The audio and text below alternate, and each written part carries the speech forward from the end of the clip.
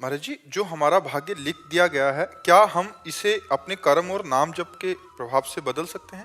कर्म से तो नहीं बदल सकते, क्योंकि कर्म नया क्रियमाण होगा। वो तुम्हारे न संचित को भस्म कर सकता है, न प्रारब्ध को मिटा सकता है। हाँ, नाम जप में इतनी सामर्थ्य है कि वो तुम्हारे क्रियमाण को निष्फल कर देगा, प्रारब्ध को निष्प्रभावित कर देगा और संचित को भस्म कर देगा। नहीं तो दो ही प्रकार के कर्म होते हैं, शुभ कर्म और अशुभ कर्म।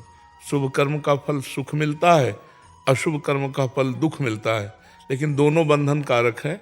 जैसे अशुभ कर्म जो दुख देने वाला है वो लोहे की जंजीर समझ लो, शुभ कर्म जो सुख देने वाला है वो सोने की जंजीर समझ लो, लेकिन जीव बंधा दोनों में है। मुक्त कर सकता है भगवान का नाम, भगवान की सेवा, भगवान की लीला कथा और सबको भगवत भाव मानकर परोपकार करना। इसके द्वारा हम अपना भाग्य बदल सकते हैं, इसके द्वारा हम भगवत प्राप्ति कर सकते हैं। अपने द्वारा ऐसे पाप कर्म होते रहते हैं जिनका फल अपने को दुख भोगना ही पड़ता है। कोई दुख नहीं चाहता है, सब कोई सुख चाहता है। तो दुख क्यों मिलता है? क्योंकि सुख के लिए वो समझ नहीं पाता और पाप कर्म कर बैठता है, तो उसको सुख के बदले दुख भोगना पड़ता है।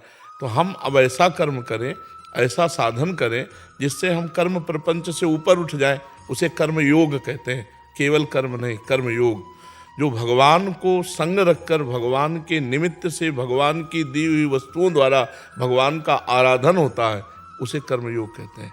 खूब नाम जप करो, दूसरों का उपकार करो, गंदा भोजन मत पाओ, गंदी बात मत सुनो, गंदी बात मत देखो, गंदी बात मत करो, अभी आनंद आने लगेगा।